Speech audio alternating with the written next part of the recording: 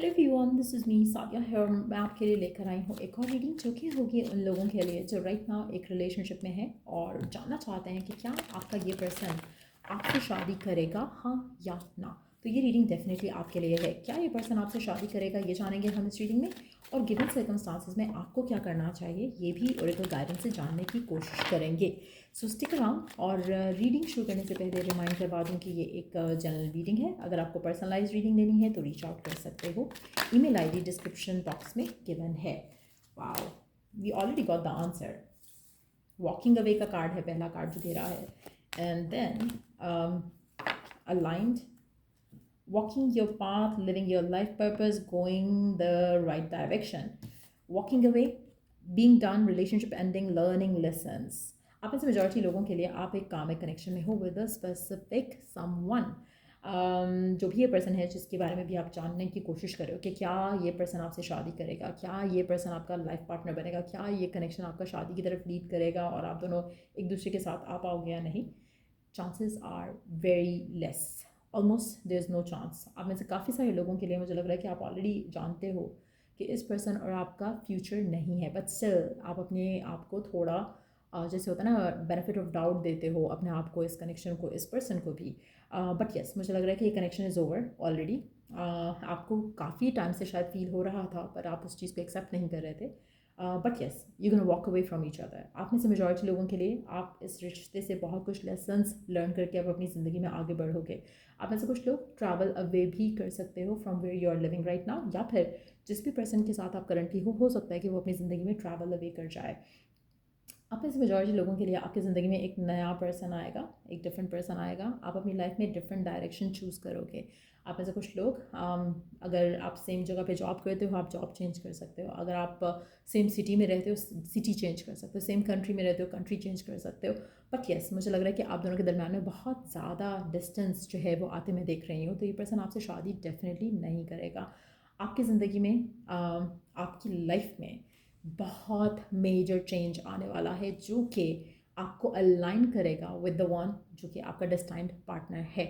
ये आपका destined partner बिल्कुल नहीं है। आप में से मेजॉरिटी लोगों के लिए this is your comic person और नथिंग एल्स। आप में से मेजॉरिटी लोगों के लिए ये एक्सेप्ट करना मुश्किल है। आप अपने आप को स्टक कर रहे हो, होल्ड बैक कर रहे हो, कोशिश कर रहे हो रिलेशनशिप को फिक्स करने की, लेकिन नहीं हो पाएगा ये कनेक्शन फिक्स क्योंकि this is going to end. आपके और आपके पार्टनर के दरम्यान में चीज़ें ख़त्म हो जाएंगी।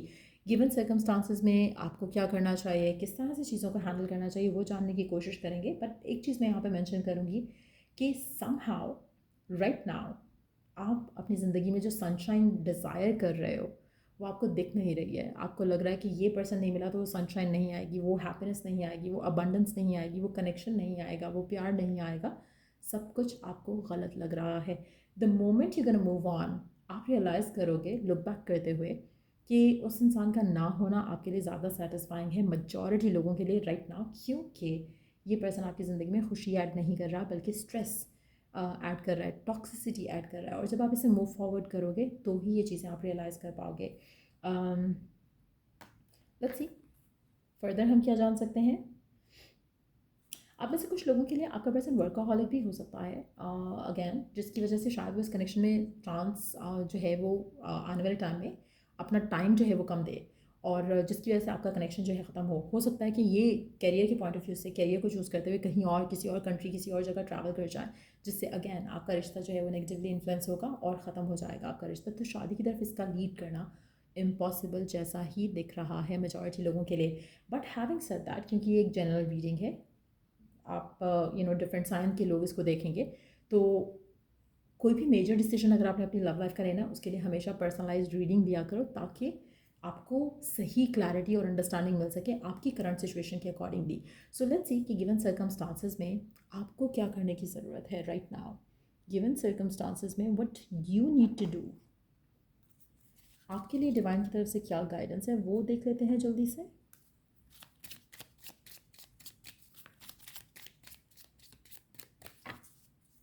आप में से काफ़ी सारे लोगों को लगता है कि ये रिश्ता वर्क कर जाएगा, चीज़ें बेहतर हो जाएंगी, काफ़ी हद तक आपको ऐसा लगता है कि स्लोली बट श्योरली पर्सन बदल जाएगा। नहीं होगा ये सब। मुझे लग रहा है कि आपको अट्रैक्शन है एक दूसरे को लेकर, आप अटैच हो एक दूसरे को लेकर, but nothing more than that. कहीं ना कहीं एक जो आप दोनों के डिफरेंसेस हैं ना, वो आप उससे हमेशा स्ट्रगल करोगे। आपका कनेक्शन कभी हेल्थी नहीं हो सकता, कभी पॉजिटिव नहीं हो सकता। आप में से कुछ लोगों के लिए अगर आप इस कनेक्शन को ड्रैग करते हो, जो कि शायद आप काफ़ी टाइम से कर भी रहे हो, अगर आप फर्दर ड्रैग करते हो, उससे आपकी लाइफ में और ज़्यादा ब्लॉकेजेस, नेगेटिविटी आएगी, पॉजिटिविटी नहीं आ पाएगी। So let's see given circumstances में डिवाइन की तरफ से मैसेज क्या है आपके लिए, डिवाइन की तरफ से क्या गाइडेंस है आपके लिए। Free will, get out of your cocoon. आप में से मेजॉरिटी लोगों के लिए आपके पास डिवाइन की तरफ से फ्री विल दी गई है। आपको इस इंसान का वेट करना है, आपको इसका इस कनेक्शन को वाइंड अप करके अपनी ज़िंदगी में आगे बढ़ना है। वो आपका डिसीजन है, आपकी कॉल है। आप में से कुछ लोग ऑलरेडी बहुत साल इंतज़ार कर चुके हैं, बहुत साल वेस्ट कर चुके हैं इस इंसान को लेकर, लेकिन डिवाइन आपको कह रहा है कि ये आपकी चॉइस है।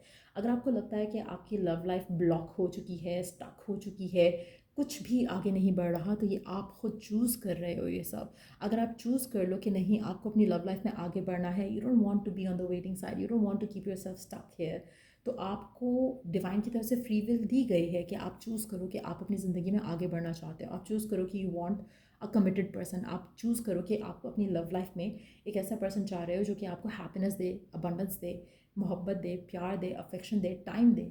और अगर आप फिर भी ये चूज़ करते हो कि आप इसका वेट कर रहे हो, तो ये पर्सन गलत नहीं है, आप खुद अपने साथ गलत कर रहे हो।